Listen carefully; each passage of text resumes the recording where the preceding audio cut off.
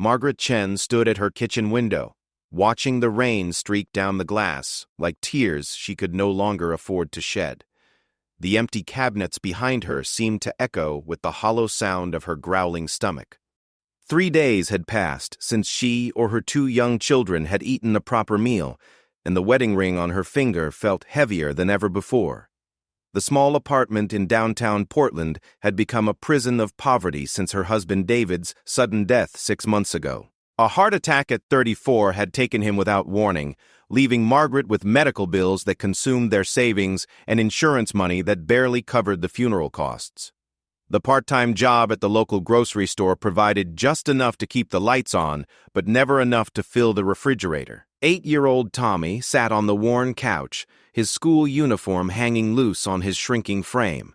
He had stopped complaining about being hungry 2 days ago, which worried Margaret more than his previous protests. 6-year-old Sarah lay curled up beside him, sleeping fitfully. Both children had grown quiet and listless, their usual energy drained by malnutrition. Margaret twisted the platinum wedding band around her finger, remembering the day David had slipped it on during their ceremony at the small church downtown. It had belonged to his grandmother, passed down through 3 generations of the Chen family. The diamond wasn't large, but it was flawless, and the intricate engravings told stories of love that had lasted decades. She had already sold David's watch, his tools, and even some of her own jewelry to pay for rent and utilities. The wedding ring was all she had left of value, but it was also the last tangible connection to her husband. Every time she looked at it, she could almost feel his hand holding hers, hear his voice promising they would face everything together. The knock at the door startled her from her memories. Margaret wasn't expecting anyone, and the landlord had already collected this month's rent. She opened the door to find Mrs. Rodriguez from downstairs, holding a small bag of groceries. "I thought you might need these," the elderly woman said softly, her eyes kind but knowing. Margaret's pride wanted to refuse, but the sound of Tommy's stomach rumbling from across the room made her accept the gift with tears in her eyes. As Mrs. Rodriguez left, Margaret realized she couldn't continue living on the charity of neighbors who had their own struggles. She needed to find a solution, and soon. The wedding ring caught the light from the overhead bulb, and she knew what she had to do. The next morning, Margaret left the children with Mrs. Rodriguez and ventured into the city's business district. She had researched jewelry buyers online, looking for places that might give her a fair price for the ring. Most of the pawn shops she had called offered insultingly low amounts, clearly taking advantage of desperate people. Her search led her to an upscale jewelry district where legitimate dealers operated. The first 3 shops she visited gave her quotes that were better than the pawn shops but still far below what she knew the ring was worth. The 4th shop, Eternal Treasures, looked different from the others. The storefront was elegant but not ostentatious, with carefully curated displays of vintage and estate jewelry. A discreet sign indicated they specialized in buying and selling inherited pieces. Margaret took a deep breath and pushed open the heavy glass door. The interior was dimly light with warm lighting that made the jewelry cases glow like treasure chests. Classical music played softly in the background, and the air smelled faintly of expensive cologne and old leather. Behind the main counter stood a tall man with striking features and an unusual pale complexion that seemed almost luminous in the subdued lighting. "Good afternoon," he said, his voice carrying a slight accent she couldn't place. "I'm Alexander Drackle, the owner. How may I help you today?" Margaret approached the counter nervously, her hand instinctively moving to cover the ring on her finger. There was something compelling about Alexander's presence, an intensity in his dark eyes that made her feel both comfortable and slightly unnerved. "I have a ring I need to sell," she said quietly, her voice barely above a whisper. Alexander's expression softened with understanding. He had clearly dealt with many people in similar situations, and his manner was professional yet compassionate. "Please, have a seat," he said, gesturing to a comfortable chair beside the counter. "Take your time." Margaret sat down and slowly removed the wedding ring, placing it on the velvet cloth Alexander had spread on the counter. He picked up a jeweler's loupe and examined the piece carefully, his movements precise and practiced. "This is exceptional work," he said after several minutes. "Late 1940s platinum setting, European cut diamond, approximately 1 carat. The craftsmanship is extraordinary." He looked up at Margaret with curious eyes. "This has been in your family for some time, hasn't it?" "My husband's family," Margaret replied, fighting back tears. "It was his grandmother's ring. He gave it to me when we got married 5 years ago." Alexander set down his loupe and studied Margaret's face. She could see him taking in the details, her worn clothing, the dark circles under her eyes, the way her hands trembled slightly. When he spoke again, his voice was gentler. "May I ask why you're selling it?" The question broke through Margaret's carefully constructed composure. The story poured out of her in a rush. David's death, the medical bills, the struggle to feed her children, the 3 days without food. Alexander listened without interruption, his dark eyes never leaving her face. When she finished, silence filled the shop for a long moment. Alexander picked up the ring again, turning it over in his pale hands. The diamond caught the light and threw tiny rainbows across the velvet cloth. "Chen," he said finally, "this ring is worth considerably more than most dealers would offer you. It's not just the materials.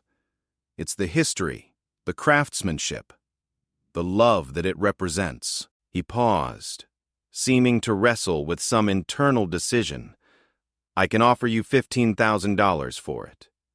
Margaret gasped. The amount was more than 3 times what any other dealer had quoted. It would be enough to feed her children for months, catch up on bills, maybe even find a better apartment. "But," Alexander continued, raising a hand to stop her from responding immediately, "before you decide, I want you to consider something else." He reached into a drawer beneath the counter and pulled out a small business card. "I also run a private consulting business. I help people with unique situations. Sometimes selling precious items isn't the only solution." Margaret took the card, noting the expensive paper and elegant printing. Below Alexander's name were the words "discretionary solutions" and a phone number. "What kind of consulting?" she asked. "I help people find alternatives to difficult choices," Alexander replied cryptically.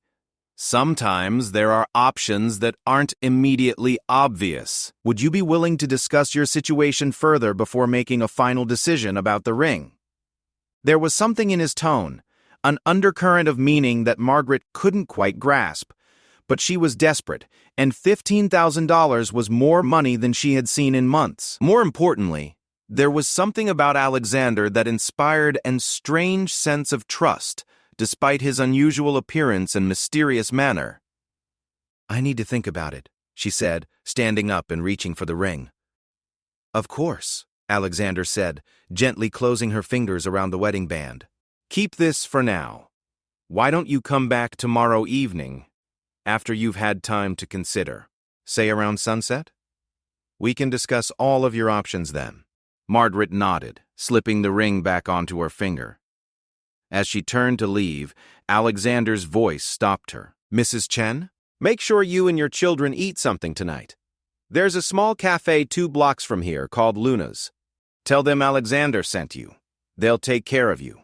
Margaret wanted to ask how he knew she hadn't eaten, but something in his manner discouraged questions. She simply nodded and left the shop, stepping out into the afternoon sunlight with more hope than she had felt in months. That evening, she took Tommy and Sarah to Luna's cafe. The owner, a middle-aged Italian woman, smiled warmly when Margaret mentioned Alexander's name and served them a feast without asking for payment. As the children ate their first real meal in days, Margaret found herself wondering about the mysterious jewelry dealer who seemed to know exactly what she needed before she asked for it. The ring felt different on her finger now, not just like a weight of responsibility, but like a key that might unlock something she didn't yet understand. Tomorrow's meeting with Alexander couldn't come soon enough. Margaret arrived at Eternal Treasures just as the sun was setting, casting long shadows across the jewelry district. The shop looked different in the evening light, more mysterious and inviting. Alexander was waiting for her, dressed in an impeccably tailored black suit that made his pale skin seem to glow with an inner light. "Chen, thank you for coming," he said, opening the door before she could knock. "Please, come in. I've prepared something special for our discussion." The shop had been transformed. The harsh overhead lights were off, replaced by the warm glow of dozens of candles. A small table had been set up near the back of the store, complete with fine china and what appeared to be an expensive bottle of wine. "I thought we might discuss your situation more comfortably," Alexander explained, pulling out a chair for her. "I hope you don't mind the dramatic lighting. I find it conducive to honest conversation." Margaret sat down, feeling slightly overwhelmed by the elaborate setup. "Drackle, I appreciate your kindness, but I'm not sure what there is to discuss. I need money, and you've offered to buy my ring." It seemed straightforward. Alexander poured wine into 2 glasses, his movements graceful and precise. "Nothing worthwhile is ever truly straightforward, Mrs. Chen. May I call you Margaret?" She nodded, accepting the wine despite her nervousness. The liquid was deep red and tasted unlike anything she had ever experienced, rich and complex with an almost metallic finish that left her feeling strangely energized. "Margaret," Alexander continued, settling into his chair across from her, "before we proceed, I need to be completely honest with you about who I am and what I'm offering." He paused, studying her face in the candlelight. Margaret noticed that despite the warm glow of the flames, Alexander cast no shadow on the wall behind him. "I am considerably older than I appear," he said carefully. "In fact, I have been in business for several centuries. I have accumulated wealth and resources that most people would consider impossible." Margaret laughed nervously. "Centuries. Mr. Dracule, I appreciate the hospitality, but—" "Please," Alexander interrupted gently, raising his hand. "Allow me to finish before you decide I'm delusional." He stood and walked to one of the jewelry cases, returning with an ornate silver mirror. When he held it up, Margaret gasped. While she could see her own reflection clearly, Alexander appeared only as a vague outline, barely visible in the glass. "I am what your folklore would call a vampire," Alexander said matter-of-factly, setting down the mirror. "Though the reality is quite different from the stories you've heard. I don't turn into a bat, I don't fear garlic, and I certainly don't sparkle in sunlight. I'm simply a man who stopped aging a very long time ago and requires a different form of sustenance than most people." Margaret stared at him, her mind struggling to process what she was seeing and hearing. The rational part of her insisted this was impossible, but the evidence of her own eyes was undeniable.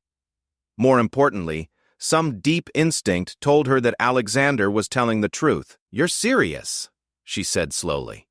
"You're actually claiming to be a vampire." "I am a vampire," Alexander corrected gently. "And more specifically, due to certain historical circumstances and political necessities within our community, I hold the title of king among my kind in this region."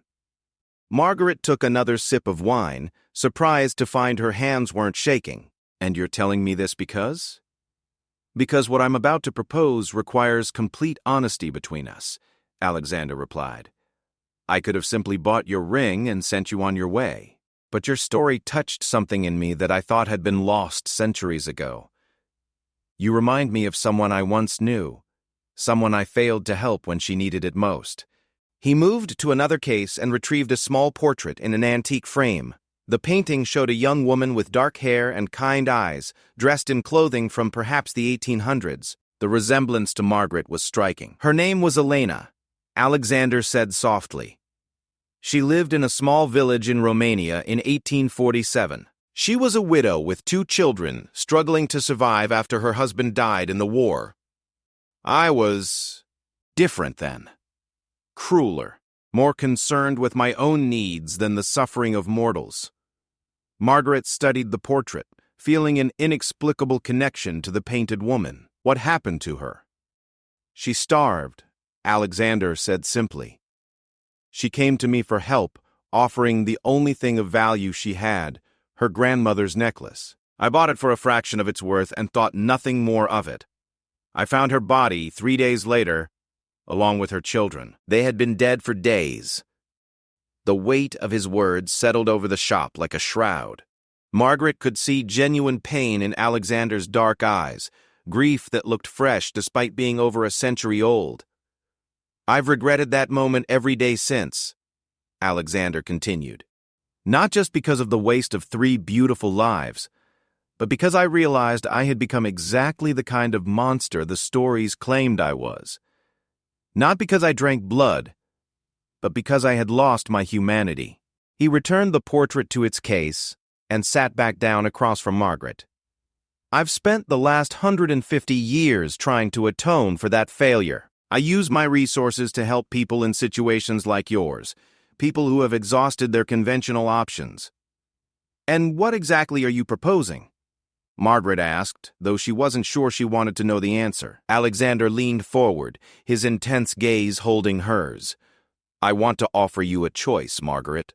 Not just the choice between keeping your ring and feeding your children, but a choice that could change your life entirely." He reached into his jacket and withdrew a thick envelope. "This contains $50,000 in cash. Enough to support you and your children comfortably for years. To find a new home. To give them the education they deserve." Margaret's eyes widened. "In exchange for what? My soul? My blood? What do you want from me?" Alexander smiled, the expression transforming his severe features into something almost boyish. "Nothing so dramatic. I want you to work for me." "Work for you? Doing what?" "I run several businesses beyond this jewelry store," Alexander explained. "Art acquisition, estate planning, historical research. I need someone I can trust to handle the daylight hours, to interact with clients who might be uncomfortable with my unusual schedule and appearance." "You want a secretary." "I want a partner," Alexander corrected. "Someone to help me continue the work I've been doing, finding people in desperate situations and providing them with alternatives." "You understand suffering, Margaret. You've lived it. That makes you invaluable." The offer was overwhelming. Margaret's mind raced with possibilities and questions. "What about my children? The best schools, health care, whatever they need." "And before you ask, no, I would not attempt to turn them into vampires. They would live normal human lives." "And me?" Alexander was quiet for a long moment. "That would be your choice. You could remain human and simply work with me, aging normally and living a comfortable mortal life. Or, if you chose, eventually you could join me permanently. But that decision could wait years, decades even. There would be no pressure." Margaret stood and walked to the window, looking out at the darkening street. The offer was incredible, too good to be true, but something in Alexander's manner, the obvious pain he still carried from his past failure, convinced her that he was sincere. "Why me?" she asked without turning around. "Surely there are others you could help, others who might be more qualified." "Because you were willing to sacrifice the thing you loved most for your children," Alexander replied. "Because in 3 days of starvation you never considered abandoning them or giving up. Because you have the strength to do what needs to be done, but also the compassion to do it with kindness." Margaret turned back to face him. "And if I say no? Then I buy your ring for the $15,000 I quoted yesterday, and you walk out of here with no hard feelings. You'll never see me again unless you seek me out." The envelope sat on the table between them, representing a future Margaret had never dared to imagine. But accepting it would mean entering a world she didn't understand, working for a man who wasn't entirely human. "I need time to think," she said finally. Alexander nodded. "Of course. But Margaret, while you're thinking, remember this. I'm not asking you to become something you're not. I'm asking you to become more than you thought possible." He stood and walked to the door, opening it for her. "Take the weekend. Come back Monday evening if you're interested. If not, come back anyway for the sale we discussed." Alexander, the woman in the painting, Elena, was she just someone you helped, or was there something more? For the first time since she'd met him, Alexander looked truly vulnerable. "She was someone I could have loved if I had been wise enough to recognize it. Don't make me wonder what might have been twice in one lifetime, Margaret. As Margaret walked home through the quiet streets, she felt the weight of the decision before her. In her purse was a business card that could change everything, and on her finger was a ring that represented her past. For the first time in months, she wasn't just thinking about survival, she was thinking about possibilities. The weekend stretched ahead of her like an eternity of choices, each one leading to a different version of her life. Tommy and Sarah were waiting at home, unaware that their mother might be on the verge of making a deal with a vampire king. Margaret spent the weekend in a state of suspended animation, going through the motions of daily life while her mind churned over Alexander's impossible offer. She cooked meals for Tommy and Sarah with ingredients Mrs. J. McCall Rodriguez had shared, helped them with homework, and tucked them into bed, all while wrestling with a decision that seemed too enormous to make. Saturday night, she sat at her kitchen table with a pad of paper, trying to make a practical list of pros and cons. But how do you weigh normal human concerns against entering the world of the supernatural? How do you evaluate the trustworthiness of someone who claims to be centuries old? Sunday morning brought unexpected clarity in the form of a small crisis. Tommy woke up with a fever and began coughing violently. Margaret knew she should take him to the emergency room, but she also knew they couldn't afford the bill. She spent the day giving him over-the-counter medicine and praying his condition wouldn't worsen. By Sunday evening, Tommy was breathing easier, but the scare had reminded Margaret of her fundamental powerlessness in their situation. No matter how hard she worked or how carefully she budgeted, they were always one emergency away from disaster. Monday evening arrived with surprising speed. Margaret arranged for Mrs. Rodriguez to watch the children and made her way to Eternal Treasures for what might be the most important meeting of her life. Alexander was waiting for her again, but this time the shop was normally lit and there was no elaborate setup. He sat behind his usual counter, examining a piece of jewelry through his jeweler's loupe. When she entered, he looked up with an expression that revealed nothing about his hopes or expectations. "Good evening, Margaret," he said simply. "Have you made your decision?" Margaret approached the counter and placed her wedding ring on the velvet cloth between them. Alexander's face fell slightly, and she realized he was interpreting the gesture as her choice to simply sell the ring and walk away. "I've been thinking about Elena," Margaret said, her voice steady despite her racing heart, "about the choice you never gave her." Alexander set down his lupu and gave her his full attention. "You said she came to you with her grandmother's necklace, desperate for help. You bought it for less than it was worth and sent her away to die." Margaret paused, gathering her courage. "But what if you had done then what you're offering to do now? What if you had given her a real choice?"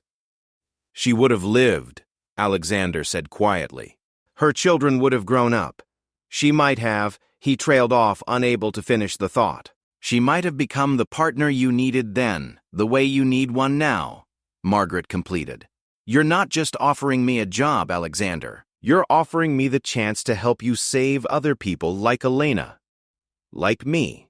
Alexander nodded slowly. "Is that what you want?" Margaret picked up her wedding ring and slipped it back onto her finger. "I'm keeping this. Not because I'm rejecting your offer, but because David would want me to remember where I came from while I'm building something new." She reached into her purse and withdrew the business card Alexander had given her. "I'm accepting your offer, all of it. The job, the money, the partnership. And someday, when I'm ready, I want you to tell me more about the other choice. The permanent one." The transformation in Alexander's expression was remarkable. Centuries of carefully controlled emotion gave way to something raw and hopeful. "Margaret, are you certain? Once you enter my world, even at the edges, things will never be completely normal again. Normal has been failing my children and watching them grow thin while I work 2 jobs and still can't pay the bills," Margaret replied. "Normal has been selling family heirlooms and accepting charity from neighbors who can barely afford their own groceries. I'm done with normal." Alexander stood and walked around the counter, stopping just in front of her. Up close, she could see flecks of gold in his dark eyes and smell the faint scent of expensive cologne mixed with something indefinably ancient. "There are rules," he said seriously. "Things you'll need to learn, boundaries you'll need to respect. My world has dangers that yours doesn't." "Then teach me," Margaret said simply. Alexander extended his hand, and Margaret took it without hesitation. His skin was cool but not unpleasantly so, and his grip was firm and reassuring. "Welcome to Drackle Enterprises," he said with a smile that made him look almost human. "Your first task is to move out of that apartment and into something more suitable for my business partner." Over the following weeks, Margaret's life transformed in ways she could never have imagined.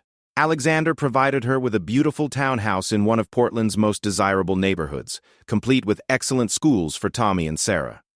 The children adapted to their new circumstances with the resilience of youth, accepting their mother's explanation that she had found a new job with unusual hours. Margaret's role evolved daily as she learned the scope of Alexander's operations. Drackle Enterprises was indeed involved in art acquisition and estate planning, but it was also so much more. Alexander had built a network of contacts that spanned continents and centuries, using his vast resources to quietly help people in desperate situations. Some clients were straightforward: families facing foreclosure, students who couldn't afford college, entrepreneurs whose dreams were dying for lack of capital. Others were more complex, involving situations that required Alexander's supernatural abilities to resolve safely. Margaret discovered she had a natural talent for identifying people who genuinely needed help versus those who were simply looking for an easy way out.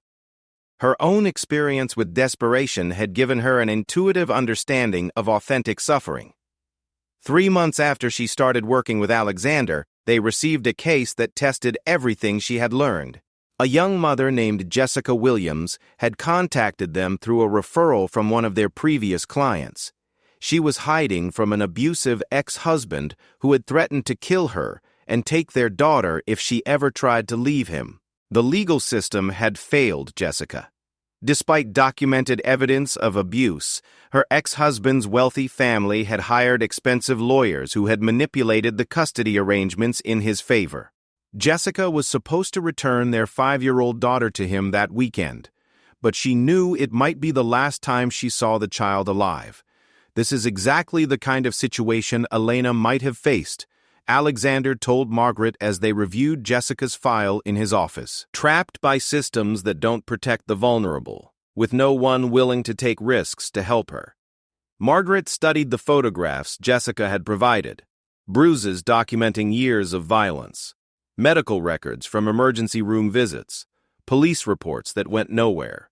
"What can we do that the legal system can't?" Alexander's smile was neither pleasant nor entirely human. "We can make sure her ex-husband understands that some people are not safe to threaten." That night, Margaret found herself in the passenger seat of Alexander's sleek black car as they drove to the suburban mansion where Jessica's ex-husband lived. She had insisted on coming despite Alexander's concerns about involving her in the more dangerous aspects of their work. "I need to understand all of it," she had argued. "If I'm going to be your partner, I can't just handle the paperwork while you deal with the real problems." They parked across the street from the imposing house, watching through the windows as Jessica's ex-husband entertained friends in his lavishly decorated living room. Margaret could see him clearly, a large man with an easy smile that probably fooled people who didn't know what he was capable of. "What exactly are you going to do?" Margaret asked nervously. "Nothing that will leave permanent physical damage," Alexander replied calmly, "but I'm going to make sure he understands that Jessica and her daughter are under protection now." "My protection." Alexander got out of the car and walked calmly across the street. Margaret watched from the passenger seat as he approached the front door and knocked. When Jessica's ex-husband answered, she saw Alexander speak quietly for perhaps 30 seconds. Then something remarkable happened. The large, aggressive man who had terrorized his family for years visibly shrank back from Alexander's presence. Even from across the street, Margaret could see the fear that transformed his features. The conversation lasted no more than 2 minutes before the man nodded frantically and closed the door. When Alexander returned to the car, he was adjusting his cufflinks as if he had just finished a routine business meeting. "What did you say to him?" Margaret asked. "I explained that Jessica and her daughter were now under the protection of someone with resources and abilities he couldn't comprehend," Alexander replied.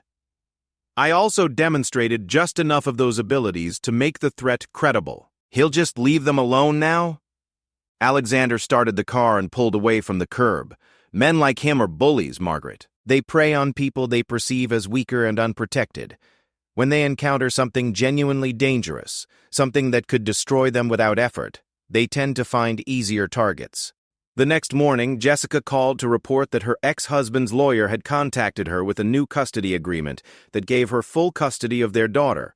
He had also agreed to pay substantial child support and to have no contact with either of them. "How is that possible?" Jessica asked tearfully during her call to Margaret. "Yesterday he was threatening to kill me, and now his lawyer is saying he wants to move to another state and start over." Margaret looked across the office at Alexander, who was listening to the conversation with a satisfied expression. "Sometimes people have a change of heart," she said diplomatically. As the months passed, Margaret found herself becoming more comfortable with the unusual aspects of her new life. She learned to schedule meetings for after sunset, to keep the office stocked with Alexander's preferred type of wine, and to recognize the signs that distinguished people who needed supernatural intervention from those who could be helped through conventional means. She also learned more about Alexander himself. Despite his sometimes intimidating abilities, he was surprisingly gentle in his personal interactions. He never fed from unwilling victims, instead maintaining arrangements with people who provided what he needed in exchange for generous compensation. He was widely read, culturally sophisticated, and possessed a dry sense of humor that emerged once Margaret earned his trust. More importantly, she saw the genuine remorse he carried for his earlier centuries of indifference to human suffering. Every person they helped seemed to lift a small weight from his shoulders, as if he was gradually balancing some cosmic scale. One evening in late autumn, as they finished reviewing applications for their private scholarship fund, Alexander asked Margaret a question that had been unspoken between them for months. "Have you given any more thought to the permanent arrangement we discussed?"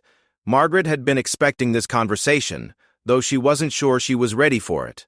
Over the past 8 months, she had seen Alexander's world from the inside.